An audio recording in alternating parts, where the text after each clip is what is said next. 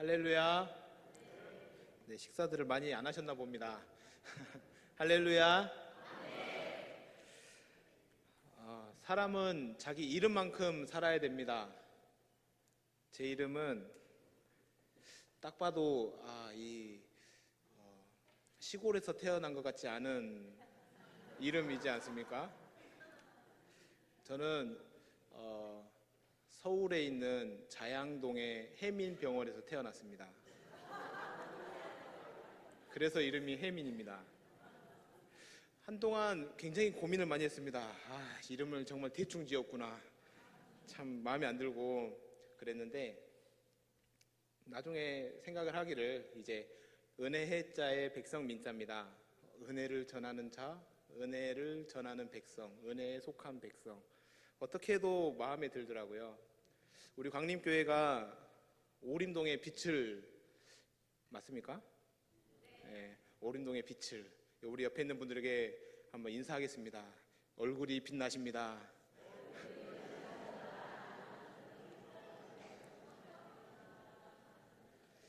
네, 얼굴을 보셔야지 위에 머리를 보시면 안 됩니다. 네, 아무튼 이름대로 우리가 살아갈 수 있었으면 좋겠습니다.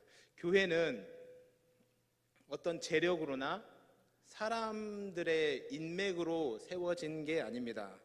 교회는 신앙 고백이라는 반석 위에 세워졌습니다. 그래서 이 신앙 고백이 참 중요합니다. 하나님이 누구신가? 다윗은 그 하나님이 나의 목자시다 라고 고백을 했고, 또 누군가는 나의 방패시다, 나의 산성이시다 라고 이야기를 했습니다. 구약의 이스라엘 백성들은 하나님을 우리들을 출애굽시켜 주신 하나님으로 고백을 했습니다. 우리가 잘 아는 제자 베드로도 주는 그리스도시요 살아계신 하나님의 아들이십니다 라고 고백을 하고, 오늘 읽었던 본문 안에 도마가 등장하는데 이 도마 역시 나의 주님이시요 나의 하나님이시니이다 하면서 신앙 고백을 합니다. 이 신앙 고백이 굉장히 중요한 것은 이게 잘못될 경우 우리는 예수님을 십자가에 못 박을 수도 있고, 예수님을 부인하고 예수님을 떠날 수도 있고, 또 교회 공동체가 흔들리고 무너지게 될 수도 있기 때문입니다. 유대 종교 지도자들은 예수님을 우리를 로마로부터 구원해 줄 정치적인 메시아, 현세적인 메시아로 고백을 했기 때문에 이를 성취해 줄 것 같지 않은 예수님을 십자가에 못 박았던 겁니다. 결국 잘못된 신앙 고백으로 교회는 흔들리게 되고 우리 신앙 자체도 흔들리게 될 수 있다라는 거죠. 오늘 이 흔들리는 신앙 고백이 우리가 볼 때는 바른 고백을 드렸지만, 이 이전에 정말 신앙이 흔들리고 의심 많고 회의감에 넘쳤던 한 사람 도마의 모습을 보면서 우리의 신앙 공동체가 나아가야 할 방향과 우리 신앙의 모습들을 다시 한번 생각해 보았으면 좋겠습니다. 예수님을 만나기 전, 부활하기 전에 예수님을 만나기 전 도마는 이런 고백을 하죠. 요한복음 20장 25절에 내가 그의 손에 못자국을 보며 내 손가락을 그 못자국에 넣으며 내 손을 그 옆구리에 넣어보지 않고는 믿지 아니하겠노라.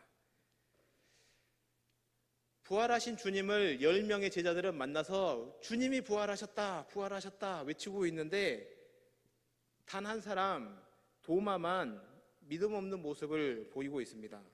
요한복음 20장에서만 도마가 이런 모습을 보인 게 아니라 요한복음 11장에서 정말 믿음 없는 모습을 보이게 됩니다.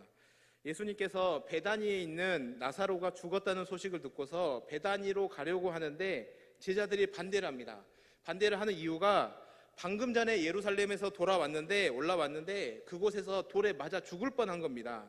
그래서 돌에 맞아 죽을 뻔한 위기를 벗어나고 지금 이제 한숨을 돌리고 있는데, 예루살렘 근처에 있는 베다니로 다시 돌아가면 아직 화가 덜 풀린 예루살렘에 있는 사람들이 쫓아와서 돌을 던질 수 있는, 그러니까 자기들이 죽게 될 것 같다는 이런 생각 때문에 제자들이 다 만류합니다. 선생님, 꼭 가시더라도 지금 말고 조금 더 시간이 있다가 가시면 안 되겠습니까? 아니면 지금이 아니라 이 다른 데도 사역할 때가 많이 있지 않습니까? 우리 다른 데로 갑시다 라고 이야기할 수 있었겠죠. 이때 도마가 뭐라고 대답을 하느냐? 요한복음 11장 16절에 디두모라고도 하는 도마가 다른 제자들에게 말하되 우리도 주와 함께 죽으러 가자 하니라. 뉘앙스를 잘 이해해 보셔야 됩니다. 주님, 우리가 주님이 죽으시는 그 자리에 우리도 순교의 각오로 가겠습니다. 이게 아니죠. 자, 얼른 관짝 하나씩 다 들고 우리 얼른 예루살렘 내려갑시다. 우리 거기 내려가면 꼼짝없이 죽을 텐데 우리 죽을 각오를 하러 우리 죽으러 갑시다. 이야기를 하고 있는 겁니다. 도마가 이런 믿음 없는 모습을 보이고 또 보여줍니다. 14장에 요한복음 14장에 두 번째 믿음 없는 모습을 보여주는데 예수님께서 제자들에게 고별 설교를 합니다. 너희는 마음에 근심하지 말라. 하나님을 믿으니 또 나를 믿으라. 내 아버지 집에 거할 곳이 많도다. 그렇지 않으면 너희에게 일렀으리라. 내가 너희를 위하여 거처를 예비하러 가노니 가서 너희를 위하여 거처를 예비하면 내가 다시 와서 너희를 내게로 영접하여 나 있는 곳에 너희도 있게 하리라. 내가 어디로 가든지 그 길을 너희가 아느니라. 말씀하시면서 지금 하나님의 나라를 이야기를 하고 있는데 예수님께서 설교를 하고 계시는데 그 중간에 갑자기 툭 튀어나와서 말을 한 제자가 있었는데 그 제자의 이름이 도마입니다. 요한복음 14장 5절에 이렇게 말합니다. 도마가 이르되 주여 주께서 어디로 가시는지 우리가 알지 못하거늘 그 길을 어찌 알겠사옵나이까. 지금 예수님께서 그 길을 말하고 있는데 설교 중에 갑자기 입이 툭 튀어나와가지고 그 길을 어찌 알겠습니까 하면서 대꾸하고 있는 모습을 보게 됩니다. 이런 믿음 없는 도마의 모습은 한마디로 말하면 이 초 치는 사람입니다. 다 된 밥에 초를 치는 사람. 모두가 다 믿음의 대화를 하고 모두가 다 감사의 대화를 하고 찬양의 대화를 나누고 있는데 그 공동체 안에 불평의 씨앗을 가지고 오고 의심의 씨앗을 가지고 오고 원망하는 말을 가지고 와서 공동체의 분위기를 흐트려 놓는 겁니다. 이런 신앙생활을 하면서 도마와 같은 사람 이 많죠. 하나님이 정말 계시는가? 하나님은 나를 사랑하시나? 성경이 말하는 이 말씀이 진리라고 하는데 진짜인가? 하나님께 내가 기도하고 있는데 그 기도가 하나님은 듣고 계시기는 하는 건가? 하는 의심과 회의에 빠져서 공동체 안에 믿음보다 원망과 불평과 의심의 말들로 자꾸만 공동체를 흐려놓는 사람들이 있습니다. 그러나 신앙생활을 진짜 잘 한다고 하는 것은 우리가 이런 의심과 회의의 덫에 빠져서 불평과 원망의 말을 하지 않는 게 아니라 신앙생활을 잘한다고 하는 것은 의심과 회의의 덫에 빠졌더라도 어떻게 해서든 그 자리에서 극복해 나아가는 것, 이게 정말 신앙생활을 잘한다는 겁니다. 왜냐하면 어느 공동체에든 이런 도마 같은 사람은 다 있습니다. 우리 교구 안에도, 우리 목장 안에도, 우리 교회 안에도, 우리 가정 안에도 이런 왼수 같은 놈들이 한 명씩 있습니다. 꼭 미꾸라지처럼 그 공동체 분위기를 흐트러 놓는 의심과 회의의 덫에 빠져서 믿음 없는 말을 하는 사람들이 있다는 거죠. 우리는 그 사람들을 보면서 누가 이 사람인가 찾아내는 게 아니라 나는 이런 사람이 아닌가를 한번 점검해 볼 수 있었으면 좋겠습니다. 점검지를 세 가지를 알려드리겠습니다. 첫 번째, 성경이 말하는 의심과 회의란 무엇인가? 첫 번째, 깁스코스입니다. 깁스코스란 두 마음을 가진다라는 말입니다. 쉽게 말하면 풍랑이 일고 있는 바다에 배가 오른쪽으로 왼쪽으로 왔다 갔다 하는 변덕이 죽을 듯 하는 사람, 이런 사람을 의심 있는 사람이다라고 말을 합니다. 우리가 언제 이런 경우를 경험합니까? 백화점에 가면 이런 경우를 많이 하죠. 딱 지나가다가 노란색 핸드백이 너무 멋있고 예뻐서 딱 보고서 이것이 너무 좋다 해가지고 사가지고 왔습니다. 집에 왔더니 남편이 이 노란 게 뭐 병아리도 아니고 이러니까 그런가 하면서 다시 돌아가가지고 빨간색으로 다시 사가지고 왔습니다. 아니 이 빨간색을 왜 빨간색 전래도에서 빨간색이라니 이러면서 다시 또 노란색을 사러 왔다가 보니까 왔다 갔다 하는 이런 변덕이 죽을 듯 하는 사람, 이런 사람들 있죠. 예배를 드릴 때는 정말 은혜이고 감동이고 아멘하고 눈물도 흘리면서 하나님의 뜻대로 살겠다고 다짐을 하지만 집에 돌아가서는 반대편에 서 있습니다. 은혜도 없고 세상 사람과 똑같은 모습으로 마음이 변덕이 죽을 듯 하여서 있는 사람, 이런 사람을 성경은 의심 있는 사람, 의심에 빠진 사람이다 라고 말을 합니다. 두 번째로 사용되어지는 의심이라는 단어가 메테리오 조마이라는 말입니다. 이 말은 들어 올린다라는 의미입니다. 스스로를, 자기 자신을 높이는 사람, 이것을 뭐라고 그러죠? 교만이라고 합니다.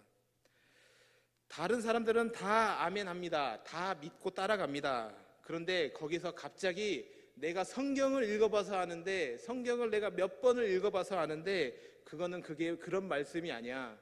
그런 것은 내가 신학을 해봐서 아는데 그렇게 믿는 게 아니야. 이렇게 믿는 거지. 내가 성경의 원어를, 히브리어와 헬라어를 줄줄 외우는데 그건 그런 의미가 아니야 하면서 다른 사람의 믿음의 생활을 깨뜨리는 사람, 이런 사람을 성경은 의심에 빠진 사람이다 라고 말을 하는 겁니다. 도마가 빠진 의심은 바로 이런 의심입니다. 그는 스스로 이성적이고 과학적이고 무언가를 논리적으로 잘 아는 사람이라고 생각을 했던 것 같습니다.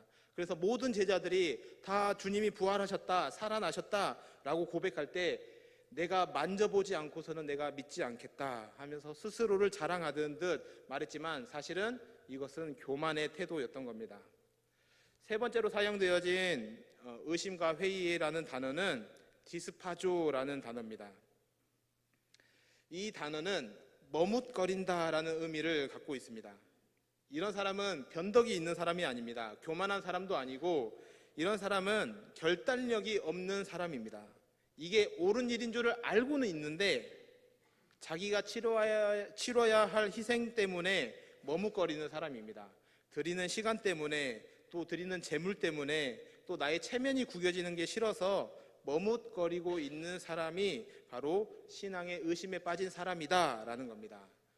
우리 목요일 날마다 전도 산책을 나가는데 내 시간과 내 체면과 내 자존심을 다 내려놓고 그 사람에게 나아가야 되는 것이 맞는 것은 아는데 나가지 못하는 것, 성경은 이런 것을 의심이다라고 이야기를 하고 있는 겁니다.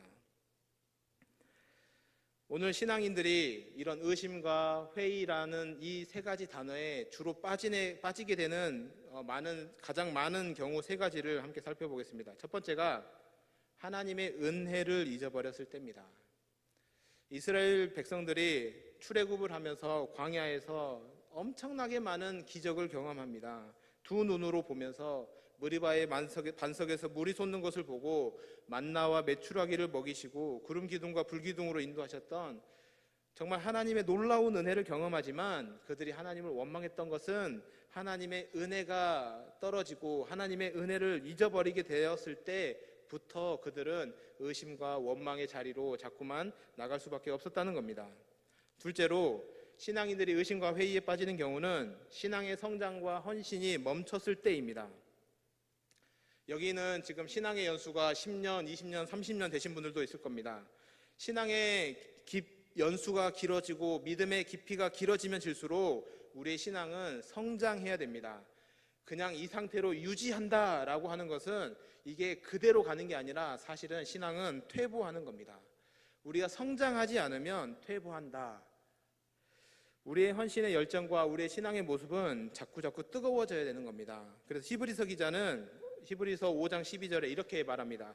때가 오래되었으므로 너희가 마땅히 선생이 되었을 터인데 너희가 다시 하나님의 말씀의 초보에 대하여 누구에게서 가르침을 받아야 할 처지이니 단단한 음식은 못 먹고 젖이나 먹어야 할 자가 되었도다. 가르쳐야 할 사람이 오히려 가르침을 받을 처지에 이르게 되었음을 탄식하는 말입니다. 우리의 믿음은, 우리의 신앙은, 우리의 영성 온도는 더 뜨거워져야 됩니다. 25,000도보다 더 뜨거워져야 되는 겁니다. 세 번째 의심과 회의에 빠지는 세 번째 경우는 인간을 과도하게 의지할 때입니다. 믿음이 처음 시작하시는 분들은 전도해온 인도자나 또 목장에 편성된 목자의 모습이나 아니면 우리 교회 장로님, 권사님들의 모습, 때로는 우리 목사님들의 모습을 보면서 저게 정말 신앙의 모델이지라고 생각할 수 있습니다. 맞습니다. 이분들이 어느 정도 우리의 신앙에 도움을 주는 분은 확실합니다. 그러나 이분들의 말씀이 절대화되는 것은 잘못된 신앙입니다. 마치 아이가 엄마 품속에 있을 때는 이 엄마가 이 세상의 전부인 것처럼 믿고 따르지만 성장한 후에는 엄마가 이 세상의 전부라고 생각한다면 그 사람은 미숙아일 겁니다. 우리의 믿음은 처음에는 사람들의 신앙의 모습을 보면서 닮아갈지라도 이제는 신앙의 연수가 차고 신앙의 연수가 깊어지면 깊어질수록 사람이 아니라 이제는 하나님을 바라보셔야 되는 겁니다. 우리의 믿음은 하나님을 바라볼 때 하나님과 나와의 1:1 관계 안에서 세워지는 것이기 때문입니다. 내가 존경하고 사랑하는 신앙의 선배님들의 실수하는 모습, 실족하는 모습, 이런 것들을 보면서 하나님과 멀어지는 경우들이 있는데, 이런 경우 먼저 그런 빌미를 제공한 사람들에게도 문제가 있지만 그것을 보며 스스로 실족하는 사람들도 문제가 있다는 겁니다. 왜냐하면 그들은 하나님을 보지 않았고 인간을 과도하게 의지하면서 의심과 회의의 덫에 빠졌기 때문인 겁니다. 도마의 경우 교만함으로 시작이 되어서 신앙의 성장이 멈추면서 그렇게 자신은 내가 만져봐야 믿겠다라고 하면서 자신이 가지고 있었던 가치와 생각이 복음 안에서 변화되지 못한 채, 신앙 안에서 새로운 가치관을 얻지 못한 채 신앙의 성장이 멈추어 버리고 주님을 의심하는 단계까지 가버리고 만 겁니다. 그런데 중요한 것은 이런 도마가 버림을 받지 않았다는 데 있습니다. 어느 공동체에나 이런 도마 같은 사람이 있지만 이런 사람들이 그 공동체 안에서 또 그 신앙 안에서 버림받지 않을 수 있다라는 거죠. 그러면 무엇이 중요한가? 첫 번째는 제자 공동체의 성숙성입니다. 기다리는 겁니다. 이 사람이 주님께로 돌아올 때까지, 눈이 올 때까지 끝까지 기다리는 겁니다. 그가 아무리 믿음 없는 말, 정말 신앙의 공동체를 흐트러뜨리는 말, 그걸로 나조차도 마음이 섭섭해지고 서운해질 때 그 서운한 마음을 그대로 드러내지 않고 그냥 참고 기다려주는 겁니다. 용인해주고 그냥 가만히 두는 거예요. 너 마음에 안 들어, 너 그런 말 할 거면 나가, 너 그런 말 하려면 다른 교회 가, 이런 말 하지 않는다는 거죠. 끝까지 참고 기다려주는 겁니다. 그리고 그 사람을 위해서 기도하는 거죠.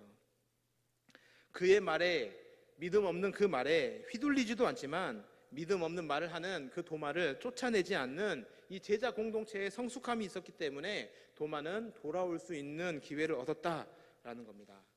우리 교회가 이런 성숙한 공동체가 되어서 치유의 능력이 있는 공동체가 될 수 있기를 주님의 이름으로 축복합니다. 두 번째, 예수님을 만날 수 있도록 소개팅을 해줘야 됩니다. 제자 공동체에서는 도마가 부활하신 주님을 만날 수 있도록 기다려줬습니다. 결국 이것도 공동체의 성숙성과 연결이 되지만 부활하신 예수님을 만났을 때 도마는 비로소 믿음의 고백을 할 수 있었던 겁니다. 오늘 우리 공동체 안에 생각나는 그 사람 있죠? 목장 안에 그 사람 있습니다.